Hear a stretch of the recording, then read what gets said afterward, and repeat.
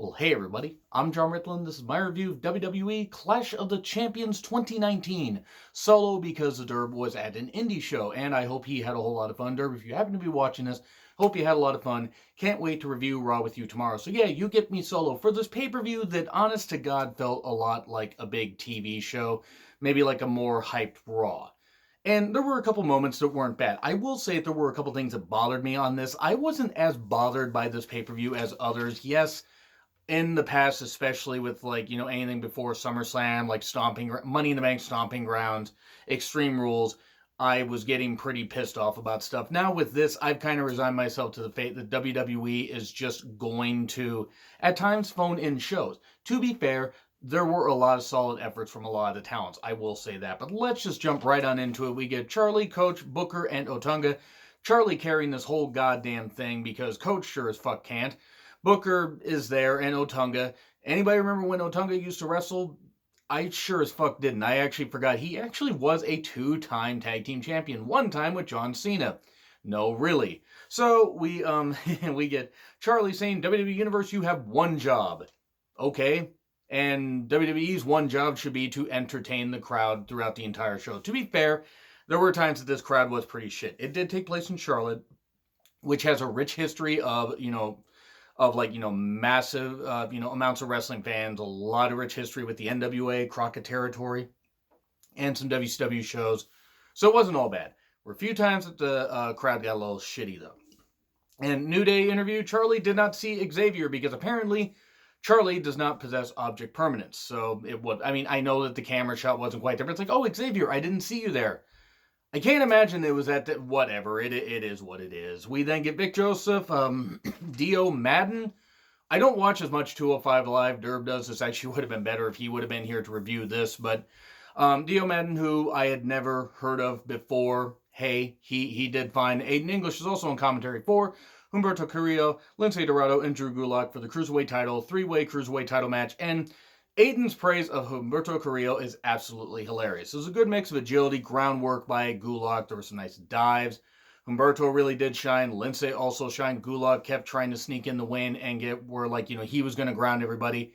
He did, do some stuff not always keeping his feet on the ground. However, he did end up getting the win in a bit of a weird finish where it's like Lince Dorado's shoulders weren't quite to the mat, and then they were, and then he just stayed down for the 3 instead of maybe getting out of that and then doing a quick finish where Gulak could get more heat. He didn't, but he kept the title, and this keeps Humberto in chase mode. By the way, I ended up winning the predictions 8-4. I was 7-4. I actually predicted the first 7 matches completely correct.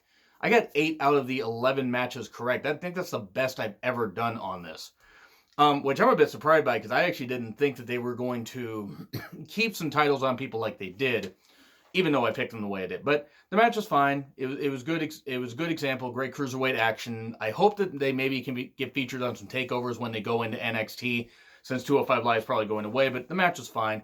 We then get Sarah Schreiber interviewing Bayley and Sasha, and they were also, Sasha's like, oh, I have a big match, I better panic and everything. And Bayley's like, I have a big match, I better panic. I sense much sarcasm in you ladies, but it was what it was just them playing up the whole thing about the crying thing and the throwing a tantrum on the floor, which, by the way, I want to say I didn't believe. I found it to be a little bit weird. I have not watched Sasha Banks' Chronicle episode yet. People have been telling me I gotta watch that, so eventually I will. But we didn't get AJ Styles versus Cedric Alexander. Cedric Alexander, who, got a pretty good hometown pop. And AJ is on the pre-show. Bit shocking. I'm not going to go and say he's buried. This match had the least amount of build to it. They had just started. They had built this for maybe, a couple weeks? Well, let's see. AJ, Gallows, and Anderson attacked Cedric. Then Cedric went out and faced Corbin. Lost to Corbin. Okay, so they had a couple weeks build. The problem is also this had the weakest build to it among any of the championship matches. So if they want to put it where, hey, Cedric can get in chase mode, okay. Except Cedric lost pretty goddamn quickly. He got in some moves, but then Styles just focused on him and beat the living shit out of him, hit a phenomenal forearm, and Styles clash. And then, of course, at one point, one of the commentators said, smile by AJ Styles. AJ Smiles? That could be a shirt right there. Halloween shirt. Match was what it was. Really, really quick. It was 5, maybe 6 minutes tops. And then, you know, a beatdown afterwards as Gallows and Anderson come down. So maybe we get this as a 6-person match at Hell in a Cell. Not in the cell, but maybe, you know, 4, maybe just, you know, maybe just because. I don't know. I mean, I don't know where you really go with this because AJ pretty much dominated Cedric and then beat him down. So now I guess they're 1-1 on matches. Maybe we go to a rubber match that Cedric eventually wins. But this was pretty definitive. And then we get the main show, and WWE puts out the best packages. Except if you're Seth Rollins, that's right, I went for the cheap joke there. We get Rollins and Braun versus Rude and Ziggler for the Raw Tag titles. There's a lot of burn it down chant, and that was about the highlight of this. This match was okay. There was no doubt that Braun and Rollins, if you want to say, were going to lose the match. They did. They got in some good moves, but Rude and Ziggler had to win. They did. Rude's Glorious D pins Rollins. Rollins coming up short once again. Yes, 2 jokes in the same goddamn minute. But Braun was already winded backstage. I mean, to be fair, he's a big guy carrying a lot of weight. Even though he's gotten in phenomenal shape, that's got to be a tough task for him to carry that much weight. But it was what it was. Hey, match is okay. Rude and Ziggler are champions. And if they actually do this right, they could give them at least a title run until what? December? January. Give them a good run against some good teams and everything. Have them have some good feuds. Maybe you can make this team work. They'll probably have them jobbing out in non-title matches within a week or two. Watch that happen. But then we get a Becky interview, and she's on the cover of ESPN. I'm not going to say some words like in Becky's Irish accent. I love Becky. I do. I love Becky, and I love this build that they've done with her and Sasha. We don't get to that yet. We then get Bayley and Charlotte in a match that it just... I get what they were trying to do. Charlotte was getting cheered heavily because they're in Charlotte, North Carolina. Charlotte does attack and dominates for quite a bit, working on Becky's leg, attacking her, beating her down and everything. Bayley had to resort to the dirty tactics and do some good stuff. I mean, there was actually, some good psychology to this. But she removes the bottom turnbuckle and then sends Charlotte's head into it, and suddenly 1, 2, 3. I mean, and it was really that quick. So you want to give Bayley a heel victory, that's fine. I totally understand that, but you could have done a couple more minutes to this. You could have. Now, the show did end pretty early. It ended around the same time as SummerSlam, around 7:30, so that's great. I'm actually glad they didn't go 4+ hours like they originally had planned, but I was a bit surprised that with other matches that got a little bit more time, this got just a sudden boom. Now, if they want to continue this feud, if they want to have it eventually where Bayley and Sasha are, Raw and SmackDown Women's Champions and the Tag Team Champions, that's fine, and go on a two-woman power trip like Triple H and Austin when they went on, a 2-man power trip, obviously, and where the WWE Intercontinental, respectively, and the Tag Team Champions, they want to do something like that, that would be great. I don't know if they're going to be able to do that because of the brand split, but I didn't mind this. It was a bit sudden, though. Thankfully, Charlotte's okay. She did kind of take that bump like a champ. We then get the Revival versus New Day for the SmackDown Live Tag titles. This happened. It was mainly the Revival beating the shit out of New Day eventually when they got the advantage, beating, down Xavier, working on his leg, working on, Big E, beating him up as well. Sent Big E into the steps. I want to say one thing really, really quickly. Corey Graves was horrendous in this. Now, there's nothing wrong with being a heel commentator. A good heel commentator, a great heel commentator can add to the match while getting his shit over and get the wrestling over, get the matches over and all that. The problem is, whether Graves is being produced like this or whether Graves is just going into business for himself or whatever, there is no reason for him to be this poisonous and this goddamn toxic on commentary. It's just fucking stupid. It's really, really, really fucking stupid, and it took away from this match. Not that I had a great deal of hype behind this match anyway, but it was what it was. We get a Shatter Machine, or Shatter Machine as I call it, outside. So Big E's taken out. And then Xavier gets his tights ripped. So, because after or for his knee, after the Shatter Machine, it looked like they could pin Xavier, but no, they didn't. They ripped apart Xavier's tights to expose his leg a bit, even though he had more tights underneath, and then start beating down on his leg, and Dawson made him tap out. Okay, it was just sudden, though, because he was really close to the ropes. It's not like he couldn't have gotten to the ropes, but whatever. Maybe it was a miscue. Maybe they told him to go home, and whatever. The Revival win. The Revival are a Raw tag team with the SmackDown Tag Team Championships. So no doubt they're going to SmackDown in the draft. Really, I don't think that any of this shit's going to make the Revival stick around, and we could see the Revival lose the titles back 2 days later. Who the fuck knows? But it was what it was. I thought the Revival would win. I didn't really care for it. I didn't hate it. I did not hate it. Though we then get Alexa and Nikki talking backstage, and Charlie just weighing in on all that tag team action. Charlie really does not discriminate at all. Maybe I'm just reading too much into it, or maybe it's just because I'm a bored guy and I like to make these bad jokes. It is likely that. Moving on. Suddenly the boom mic falls down or whatever, and it's suddenly R-Truth draping his big black object in front of two other women, while two other women are watching. I am turning this into a very, very non-PG program. WWE, that is. I've never run a PG program. But Truth is like, oh, hey, other Carmella and this kind of stuff. And Alexa's like, oh, this kind of stuff. And she grabs the mic and says, R-Truth is back here with the 24/7 championship or something like that. And they run off and everybody chases. And then Drake's, they're winded. Apparently Drake doesn't do any cardio, or maybe he's consummated his marriage too much and his cardio is just done. I don't know the deal. But he's like, oh, thanks, Alexa, and then runs off. Yeah, great. Let's bring the 24/7 championship on here. I know all titles have to be defended, but I didn't want this here. It was shit. It didn't need to be here. And then it got worse. Because you have, it was Renee talking when Mandy and Sonya were making their entrance. Sonya and Mandy got new music, and, it was like a mixture of their themes, but Fire and Desire, a new video package, being that great new entrance stuff. Love it. Great. They should have won, and they didn't. And I'm kind of annoyed by it. But I would sort of get it, but one thing ruined this match for me. So you got Renee at one point, it's like, Cole's like, can I make my point? And she's like, oh, please, for the love of God, anything to shut Graves up. Now, Graves got a little more tolerable here, except for the stuff with Alexa and Mandy. That did get a little creepy, but there was some better flow with the jokes here, even though I still think Graves is an unbearable twat.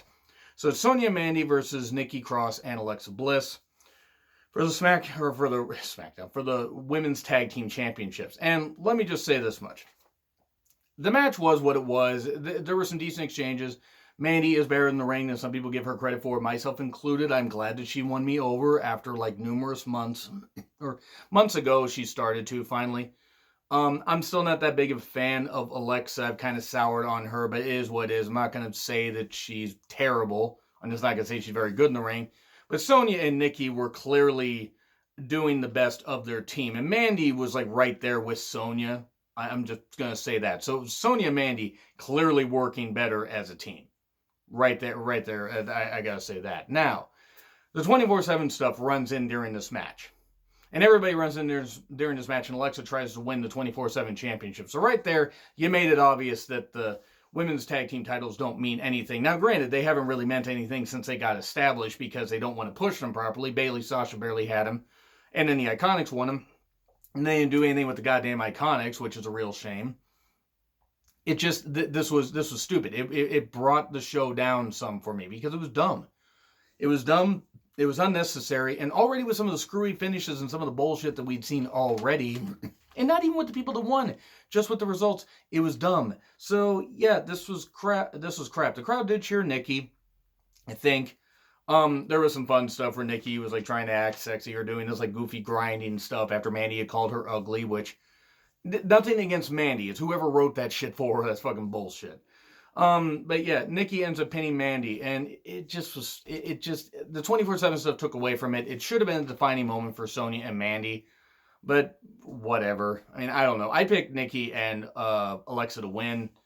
I really hope that somebody beats them for the tag titles, but at this point, you don't. Besides, if you want to suddenly throw Bayley and Sasha there, unless you have Becky and Charlotte win, which you could. I think they might be angling for that, but we shall see. And apparently, then they show the whole thing where they're talking about the Nakamura Miz match, and they show Zayn getting chokeslammed by The Undertaker, and they say, Zayn got torched. They said, did the Saudis launch another missile? Hi, I'm just going to make things a whole lot worse because nobody is here to filter me. This is unfortunate when I do my own videos, but Nakamura with Sami Zayn versus Miz for the IC title. It was fine, but Zayn for a while was doing the same thing that Lio Rush did with Lashley, just yelling and yelling and yelling. It was taken away from him. And then they cut off his mic, thankfully. The match had its moments. They did have a little bit of good exchanges, but I didn't really care all that much for it. Zayn kept interfering. Eventually Nakamura won with the Kinshasa 1, 2, 3. We're no doubt going to get this happening again at Hell in a Cell. Probably maybe throw Zayn in there and then Zayn gets pinned. Or you have this happen at Survivor Series. And because you're not going to have Zayn, at the the Halloween show that's going to take place in Saudi Arabia, which I may or may not watch. We will see. But yeah, we are getting then a draft on the 11th and 14th of October, since SmackDown's going to Fox, and it's going to be going to, or wait, is it 14th? Yeah, 11th to 14th. I think it's the 11th to 14th. So it's going to be on SmackDown, it's going to be on Raw, and we're going to get that. And okay, cool, but whatever. They'll stick to it for about 2 months. Maybe they'll stick to it longer because Fox actually wants them to have a longer, a more split roster and everything, since they're paying $1 billion over 5 years for this thing. So we then get Becky versus Sasha, the man versus the boss, and that's what a man should be. The man should be the boss. Hi, I'm just opening myself up to a whole bunch of comments here, even though people should know I'm joking, but whatever. This match, I get why some people did not like the finish, but I'm going to play devil's advocate on this. Normally I would have hated this, but this is one where I can actually see it working. They had dueling chants. That was really, really good stuff. Becky was dominant at first. Sasha did take over. Kept hitting the Meteora. They're the Meteora, as I, say on Twitter, because I just have fun. I say it when guys do it too. And then, Banks' statement that got countered after like being used, and same with the disarm her. At one point, there were some good exchanges, and then the chair got brought in, and Rudy Charles, former Impact Wrestling, for TNA Wrestling referee, is like, "Wait, Sasha, you can't do this." And then Becky grabs it. Sasha gets out of the way, and she just waffles him with the chair, knocks him out. Just knocks him out. And apparently one chair shot knocks Rudy Charles out. It was like, whoever the referee was, I can't remember if it was Mike Chioda or who, at when Triple H and Undertaker had their match within a match outside in the Astrodome at Mania 17, when like the referee got knocked out, and then they had like a 10-minute brawl outside, and nobody called for a count out or DQ. So the referee's out, by the way. They're battling in the crowd. They're battling all the way up the steps, the disarmer and the railing and everything. That's what Sasha gets for railing against her. We get mustard. That's the way you practice safe wrestling. You always use a condiment. Derb, shout out to you. Thank you for saying, a variation of that. So, yeah, they get into the crowd. They keep battling. They keep brawling. They brawl, and they brawl some more. It's like Dr. Seuss wrote this thing. The crowd loved it. The crowd did love it. They eventually got back to the ring. And eventually it was just announced by Cole, I believe. He said, "Oh yeah, the referee called for the DQ." The referee hadn't fucking woken up. When the fuck did anybody call for the DQ? I mean, was it just sent via telegram? What the hell? But, okay. This is what happened. Becky ended up beating up Sasha. Now, I understand why some people don't like this finish. Now, it will be horseshit, complete horseshit, if Sasha does not win at Hell in a Cell. Personally, I wasn't a fan necessarily of giving Sasha this title run, or this title shot right away, but if you're going to build it, put it to Hell in a Cell. Ultimate blow-off, Sasha beats her in Hell in a Cell. And if she beats her in Hell in a Cell, that establishes Sasha as new champion. She can go on and have a run until Mania, where she loses to Becky, and you finally get that clash at Mania. So, I totally get why people are upset, but I'm going to play devil's advocate on that. Now, this was unfortunately the highlight of the night. I mean, well, maybe except the end, but I mean, we sort of expected the end. Despite the goofy, dusty, disputed finish, whatever the fuck this is, it actually worked. I think it worked pretty well. My opinion. I'm sticking to it. And then we get Orton versus Kofi, WWE title. There were a lot of boos for Kofi. I guess North Carolina bleeds red and not blue, if you know what I mean. Now, I'm not faulting everybody there, but the people that were booing, if you're sick of Kofi's title reign, okay. Orton's kind of a known racist. Just saying. But yeah, it was what it was. At one point, Kofi hits an elbow to like Orton's head in the corner. It looked pretty vicious. There were some nice chops. Orton launching Kofi onto the German announcer's table. So, of course, the Germans were happy that the black guy was getting beaten down.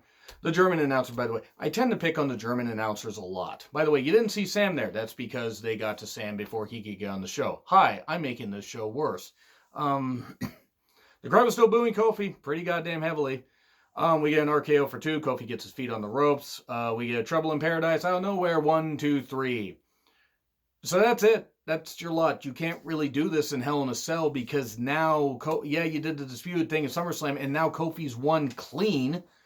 So unless you suddenly want to go with, like, say, the Revival and Orton versus New Day and Kofi in a winner's take-all match, or winner takes all match, okay. You could do that. I mean, that would actually be probably a pretty interesting match. But at this point, everything's done with the Kofi Orton feud. Because Kofi exercises demons. He beat him clean. I'm not complaining if you want to go somewhere else with it. But it just seems like a bit of a weird paper. I picked Orton to win, even though I didn't want him to win. I thought he would. And I think Kofi is very, very close to beating Jinder Mahal's, number of days as champion, which is a good thing. Because Jinder Mahal held that championship for about how many ever days too long. He should have never held the fucking thing. Moving on. Matches. The match is okay. It wasn't that... I don't think these two have the chemistry WWE was hoping for. I just don't. They're probably going to go with that 6-man Hell in a Cell. We'll see. Brock will beat Kofi, by the way. If they don't do anything with the winner-take-all match, or they don't end up doing that, Brock is going to beat Kofi. I don't want it to happen, but you know it's probably going to happen. We then get the Street Profits. This hyping shit is over. It's stale. I'm done with it. I don't care. Booker made an appearance and was going to knight Dawkins, Sir Angelo Dawkins. They missed an excellent opportunity here to not do this fucking segment at all. I'm sorry. I don't mind the Street Profits. Ford is very, very good. Angelo is quite good in this tag team. Cool. Booker T's most over character. I didn't like it. I didn't see the point. We didn't get Roman versus Rowan. This wasn't good. This wasn't bad. It was not bad. It was better than I thought it was going to be. But I also had expectations through the floor. This angle is shit. And this angle is shit. It's absolute trash. The whole who hit Roman and who tried to kill Roman Reigns, who the fuck cares? Really, this storyline was trash from the beginning, and it's only gotten worse. The crowd was not into it. They got into a few spots and everything. There was some steel steps usage, announcer's table, powerbomb and stuff like that. And then Reigns at one point stops the camera usage and pulls out, his big lengthy pipe and whacks Rowan in the face with it. You go ahead and picture that all you damn well want. And then uses that swinging camera and knocks Rowan down and gets him down the ramp. Looks like he's about to do a spear. And then suddenly Harper appears. Ooh, a wild Harper appears. And Harper's appearance added 6 more months onto his contract. Yep, I'm running that joke into the ground as well. It's cool to see Harper be back. I mean, hey, they might as well use him. If they're not going to release him, they might as well fucking use him because he's still in quality shape. At nearly 40. He can still go. I don't know why you're going to reunite Rowan and Harper, except for the fact it was the only fucking time that Rowan was ever interesting. Look, Rowan did decent here, but he's just not interesting to me. He's not. And I don't know why this was second from the top. This should have been before Becky and Sasha. It really should have been. Nothing against Harper. It's just plenty against Rowan because I just don't find him interesting. It's not that he didn't put in the effort. I just don't care. By the way, Rowan pinned Roman. Drew McIntyre couldn't beat him in 3 matches. But Rowan can beat him. I mean, I know some people aren't as high on Drew McIntyre. I mean, I know Drew McIntyre is covering from minor surgery, but still, this was pretty stupid. Pretty fucking stupid. So, yeah, it was what it was. It wasn't very good. It really wasn't. I don't know. I just didn't like it. Whatever. If we're gonna get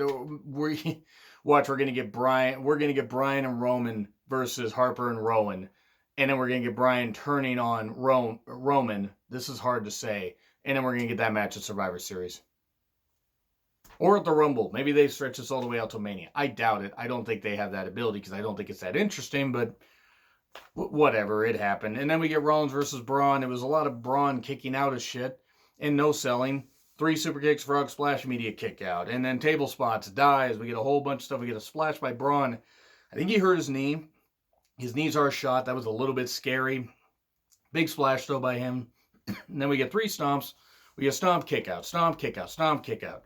Pedigree, stomp after Braun attempted to slam. 1, 2, 3. So that's a wrap on Braun. Don't ever give him a title shot again. Seriously. I mean, I didn't think he'd win, but just don't give him a title. Don't. He's done. He's been Big Show level for a while. Stop. Just use him as mid-card fodder. Use him as a mid-card guy to get over on some people, but never put him in a title match again. At least a main title match. It just doesn't work. No one's going to buy into it. And very, very few people bought into this. And then they put the little graphic things at the end where it's like, oh, they're stay tuned for stuff on the network. And then suddenly the Fiend attacks to the shock of nobody and beats up Rollins. And then, of course, chokes out Rollins. And we're getting that match at Hell in a Cell. Okay, whoopee. C+. C+. I know it seems like I wrapped that up pretty quickly. I didn't hate it. There was some nice stuff that they did with the women. I think actually, all things considered, the couple women's title matches, especially what they did with Becky and Sasha, was good if they pay it off by having Sasha win a Hell in a Cell. Otherwise, yes, it is going to be pretty goddamn silly. It's not wasting her heel turn, her comeback yet. Not yet, but soon. But yeah, C+. If I don't put a poll up there, please let me know what you guys think in the comments. And like, share, subscribe. My Twitter handle is in the description. I'm Jar Whitland. I'll see you soon.